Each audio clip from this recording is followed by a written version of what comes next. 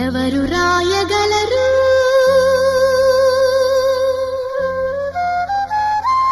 అమ్మాను మాట కన్న కమ్మని కావ్యం ఎవరు పాడగలరు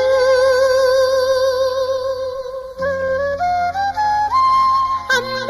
అనురాగం కన్న తీయని రాగం అమ్మేగా అమ్మేగా తొలి పలుకు నేర్చుకున్న భాషకి అమ్మేగా ఆది స్వరం తాళమని పాటకి ఎవరు రాయ